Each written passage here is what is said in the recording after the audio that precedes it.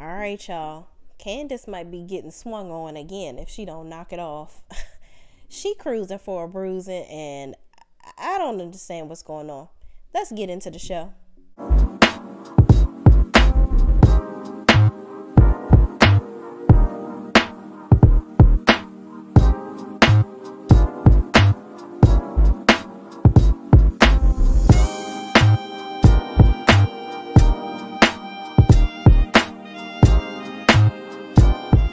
Alright, y'all, we're going to be reviewing The Real Housewives of Potomac, GVO or GTFO, Season 6, Episode 13, okay?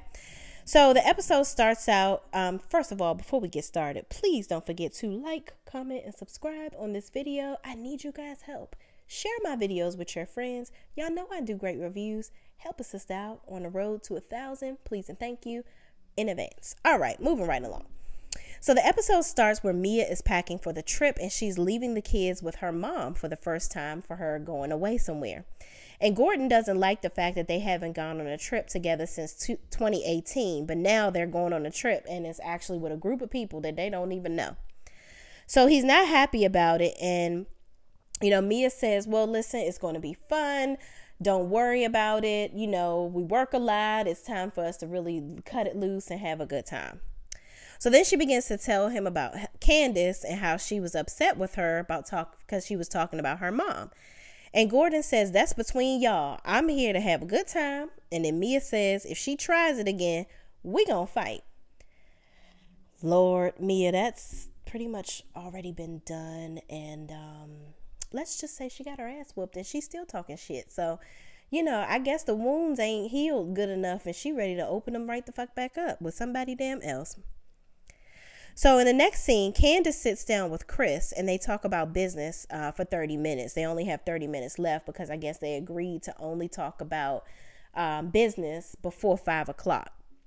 So Candace then talks about, Candace used that time to discuss the video, all the things that they need to do, the edits and all these different things to make sure that it's ready. Then she moves on talking about Giselle and Robin's party and how they were asking her about the video. And she says Mia said that she walked up to her mom and asked her if Chris was on the payroll. And she says Mia says she wasn't asking in a shady way and she referred to her video as low budget. So she said, well, she talked about how she said Mia's mother is low budget. So it all escalated from there. Then Candace says, everyone is jealous of me. And she says, well, bitch, who is jealous of a big old leaky booty, leaky lips, and big old leaky size 14 feet? All right, Candace. It was funny talking about her feet, about her being tall, and then you calling everybody wide. Now everybody leaking, child. Lord have mercy. Then she tells him about the couples trip, and Chris says he likes Dre, Askala's husband, and says if him and Askala are coming, he is game because he knows that they're going to have a good time. So Ashley, in the next scene, Ashley goes to Robin's townhouse and brings a plant and her baby. They talk about the reasonably shady party, and Candace talks about Mia's mom, and they discuss Mia's mom's situation about her previously being on drugs and how Mia was in foster care and all these different things. So kind of giving the ladies some understanding of Mia and why the comment that Candace made would have really upset her. Because I don't think everybody really knows Mia's background story at this point, because the only people I've heard her tell it to, Karen knows, and of course, Giselle and Robin know from the time that they met as Sobies. So, you know, Candace talking about Mia's mom, and they discuss Mia's mom's situation in her past. So Ashley says it got heated between Mia and Robin. And Giselle sends text. So they talk about Giselle sending a text to the group because I guess they have a group chat. I forgot what it's called. I think Wendy says what the name of it is in the next scene. But Giselle sends a text saying, the Flossie Posse. So Giselle sends a text saying she doesn't want to come on the trip due to the rudeness of her invite in the group chat. So then in the next scene, Wendy and Eddie discuss the couples trip. She says she's excited because it's their first time going on a couples trip with the group. and they discuss Giselle's response. And then Wendy responds to Giselle's comment in the group chat. The invitation still stands and everyone is welcome. I will be packing nothing but good energy. So Robin responds, thank you ladies for celebrating Reasonably Shady with us. Have fun on your trip. Trying to be... Girl, Robin, get out of Giselle's butthole. You don't have a reason to not come on the trip. And first of all, y'all bitches know y'all freaking coming because you're getting paid to come on the damn trip. If you don't come on the trip, you ain't gonna have no camera time. So just knock it off and stop playing around. You know you gonna be on this damn trip. So stop playing games. So then Ashley wants Robin and Giselle to come on a trip because she'll be upset they don't come because Michael isn't coming. He's going to be staying at home with the kids. So she's like, listen, I'm going to be by my damn self. Y'all bitches can come and be by your damn self too and enjoy the fun. So in the next scene, Karen and Ray are, getting ready to get Karen's stuff and put it in the back seat of the car so she can get going on her trip. She's waiting on Ashley. So Ashley arrives and Ray says, hey, Ashley, you look good for having a baby and all this, that, and the third. And Ashley got this big ass picture people size portrait of her damn family that she gonna put. I don't know where the fuck she gonna hang this bitch up at while she there, but whatever, girl. I mean, you could have just looked at the pictures on your phone, but I guess you want to have a life-size portrait of your damn family because you miss them. You like it, I love it. Whatever floats your damn boat. So they get in the car and get to trucking on up to the Chesapeake Bay with everybody else. So I did think it was hilarious. Karen says they talked about whether Giselle or Robin was going to come. And Karen says the way Robin was thumbing herself in Williamsburg, she doesn't need anyone's help to satisfy her. They get in the car and Ashley shows, so yeah, I thought that was hilarious because Ray asked if Juan and Michael are coming. And then Karen talks about Robin thumbing herself, which I was like, God damn, Robin, that's a bit unattractive. Juan already talking about you sleeping all damn day. I wonder what he think about you doing that. That was disturbing. So anyway, Eddie and Wendy arrive to the house first, and then G and Mia arrive after them. So G walks in looking for the valet because Mia like, I ain't carrying this shit in here. And Eddie was like, well, we ain't got no damn valet, so y'all gonna have to bring your shit in here your damn self. So they all go into the bar area and they all start taking shots. So Wendy says the theme of the trip is going to be GVO, good vibes only. And then they talk about, Gordon being such a good old time, which Gordon is G, how he has a good time. And then Mia says, G has many layers. At home, he's soft and a dad, but out, he is G, a good time. So Mia says she's thinking about her kids and leaving them with her mom. And she shares her story with Wendy on her backstory of her mom. And, that gives Wendy some perspective on why she was so concerned about Candace talking about her mom. And then Wendy says, basically now that she has the whole backstory, it really strikes a nerve with Mia why Candace would say something like that. And Mia says with Candace's comments, she thinks of her just as a little spoiled brat, which Candace is a damn spoiled brat. And don't nobody got time for her and her shenanigans. So Candace and Chris arrive and she says, here comes Jolly Green Giant Mia, but I'm going to be nice. Ooh, child. Candace, you a pint-sized pipsqueak. So what is you saying? You the smallest and loudest person in the damn room. You loud and saying dumb stuff. And you saying the same stuff over and over again. I really wish that I could read you for 5 minutes for Mia. Because by the time I'm done with you, I don't even got to slap the shit out of you. You going to be taking every Kleenex in the house and turning them motherfuckers into squares. Because you going to need more than a damn triangle when I'm done with your ass. Because you really think you funny. And that shit that you say is whack. Like, seriously. Y'all need to get Monique back on here so she can put your ass in your place again. So Candace says, what's going on this weekend? Wendy says the theme is GVO. And Candace says, if you don't GVO, then you can GTFO, which I did think that was funny. So G says he's a strip club connoisseur. And Mia says, that's where he found me. And Candace says, yes, we know. Okay, bitch. All right. We know the bitch was a damn stripper. All right. Get over it.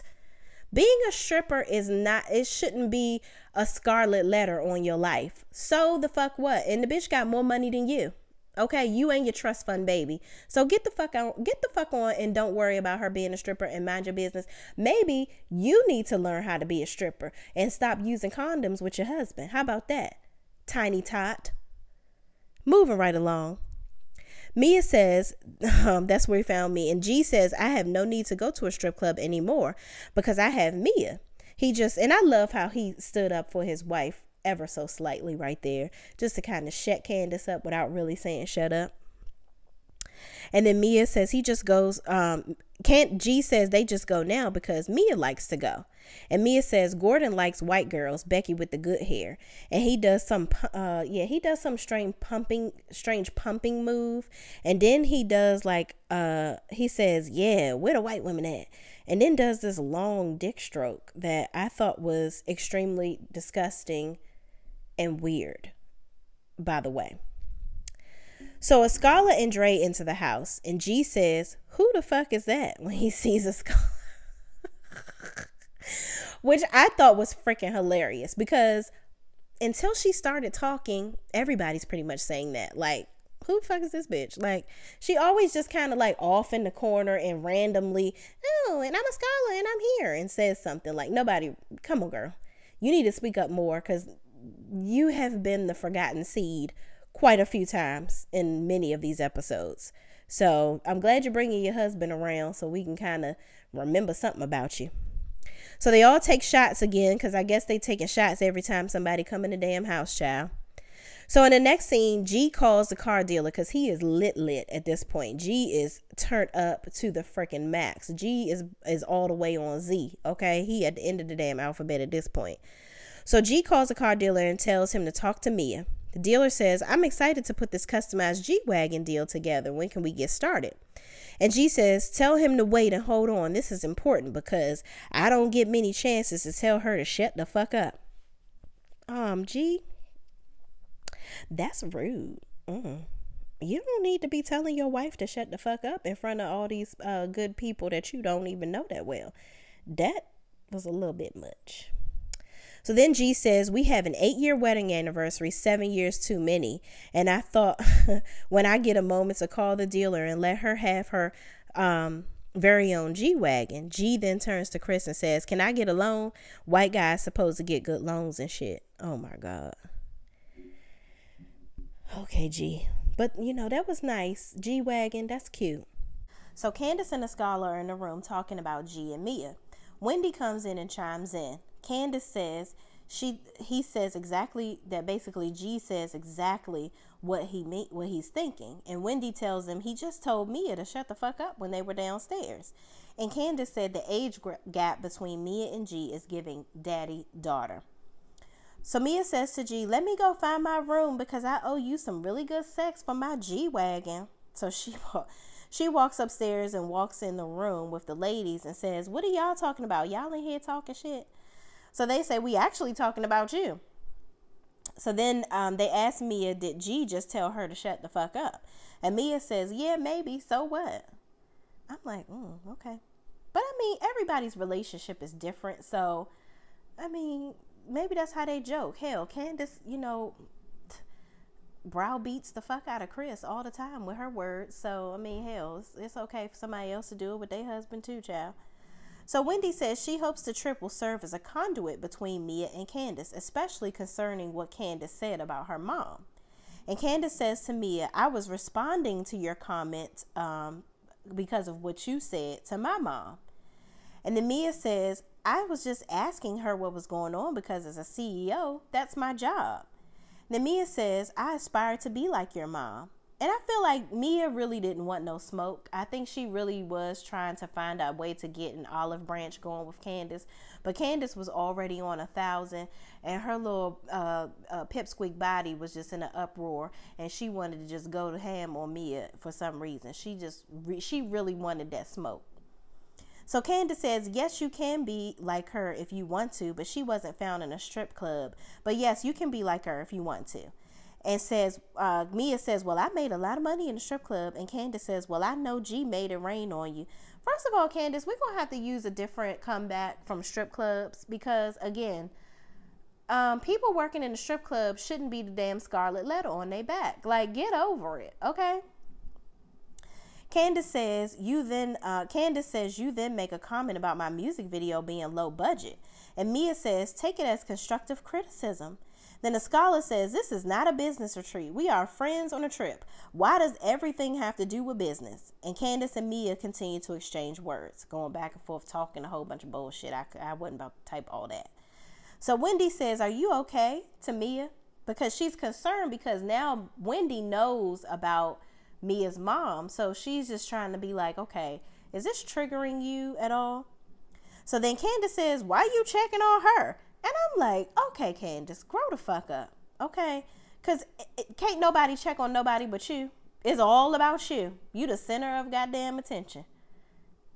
I don't get it. So Wendy says, well, I know what it's like to have multiple people on you at once. And Candace says, yeah, I know. She's been in situations where there's been multiple people on her before. And I actually stood up and protected her. And then they showed a scene where at Candace's house, I think it was at the townhouse, actually, the last night that she was supposed to be there, the little sleepover, that she stood up for Mia with the other ladies. So Mia's friend calls and she puts her on speakerphone and says, my beautiful bombshell rich friend understands me, not these broke bitches. And I think that was just Mia in her feelings because Candace was reading her to death and she was just at this point like, oh my God, it's either I punch her in the fucking face because I really don't have a whole bunch of, that's just not my personality. I could tell it's just not Mia's personality to be going back and forth arguing with a bitch. Like, she the type to just be like, listen, either we gonna fight or what? And we on national TV, so I can't fight you. So now I'm just in my feelings. So Candace yells after her, night crawler, night walker, get your dog on the way down, bitch. Candace, you really need somebody to just read you for filth. Like, I could just get you all day. I really could. Like, it's unfreaking believable how easy it is to read you. I would be like, well, girl, how about you shut up with your overgrown brat's doll body? I'd also say, is your training bra too tight, little girl? Is your body overheating? Are you mad? I'd also say, girl, you still using condoms with your husband. Are you done? Call me. Let me know when you done watching the after school special on how to have sex properly with the man that you stand before God with. Then she want to talk about Mia's feet all the time. I say, I know you're not talking about your feet. Let's talk about your hammer time toes. How about you do that? Then I say, girl, your reeds are just as dry as them damn synthetic wigs you pushing on Amazon. Shut the fuck up, bitch. All right, now that we done reading the fuck out of Candace, because I can go all damn day. I'm just saying. Because Candace, you just very easy. And, you know, your body hasn't even hit puberty yet. I don't understand why these grown-ass women are letting you come for them. Because quiet as it's kept, when I was in high school, it was pretty bad. Like, I had comebacks for days, and you really wouldn't want me to be in that group because you would be crying. You would have been to locked yourself in the room by now because them dries, everybody thinks you're funny, but you're an easy target. I'm just saying. So getting back into the damn show. Karen and Ashley arrive. Mia says, the people who get me are here. Like, she's excited and now she has some allies in the group. So Karen and Ashley greet everyone and Wendy says it's time for rooms. So kind of breaking up the tension. So she says, you all will get baskets and each of them will have various products from different Black-owned businesses and my candle in it. So she was excited to show everybody her candle. And then Karen in her little confessional kind of talks about, you know, how both of them could possibly be in Bloomingdale's one day with their candles. So then she says, Karen and the scholar will pick their rooms first because we were in the cottage. We were in the cottage together. Then Ashley, because we know it took a lot for her to be here, you know, having to leave her kids and her husband and whatnot. Then they say Mia will pick her room next. And then Candace, you will pick your room last because you did put us in the cottage. And I do remember that. So last. And then she says, and then Giselle and Robin, if they come, they can have whatever's left, okay? So Mia begins to tell Ashley, they all break up and go, you know, I guess they're getting ready to go find their prospective rooms, child. So Ashley says, you know, so what's been going on? And Mia begins to tell Ashley about how Candace was being mean to her. Mind you, Candace standing the fuck right there. So Candace says, you're literally talking about me and I'm right here. If you're going to call me mean, invite me into the conversation. So Ashley says, I just asked what happened. Like, I didn't need all that. So Scarlett says, I can't believe you called us broke bitches as you walked off. And then Mia says, then Candace says, the real issue is you need to go to therapy because you have a problem with people that aren't where you are. You are constantly reminding people of where you are, and don't put your hand in my face and watch your motherfucking mouth. Okay, Candace.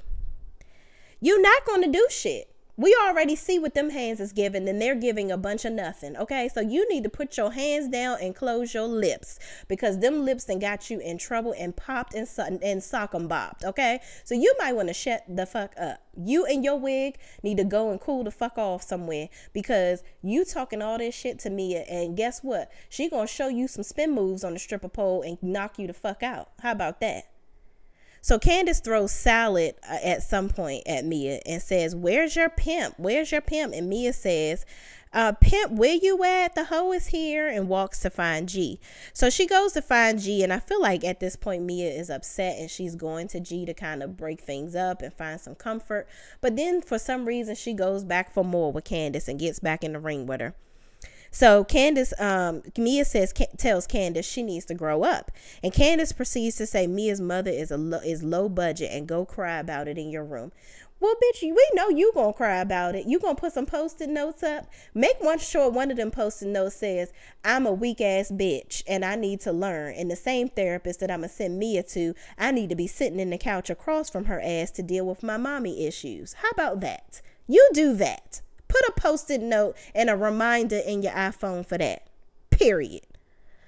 So then Mia throws salad in Candace's face. So I guess it's just a battle of the damn vegetables at this point, child, because ain't nobody hit nobody for real. So it just is what it is. So I don't know.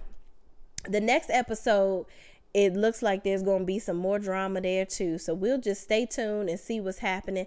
And y'all need to learn how to read Candace's ass. I mean, is the only person that can read her well is Karen. And Karen trying to get on a good side, so she ain't gonna say shit to the little girl. But please bring Monique back. I need Monique in the room. Now, Monique, keep your damn hands to yourself now. But get her. Get her. I need somebody to get her because she thinks she fucking Sinbad this season. She thinks she funny as shit. But your reads are very repetitive. You have repetitive reads at this point. And they were funny the first time. You know, everybody wide, now they leaking, and big old feet and tall, and, you know, all right, boo and bye, girl, start over. You need to, it needs to be a constant train of reads. The story is over. I hit the audible, and now the story has ended, okay? So, thank you guys for watching. Please don't forget to like, comment, and subscribe to my channel. I am on the road to 1,000 subscribers, and please help me get there. I would love for your assistance. And don't forget to share my videos with your friends that have also watched this episode and see what they say. All right. Thank you for watching, and I will see you in the next video. Peace out.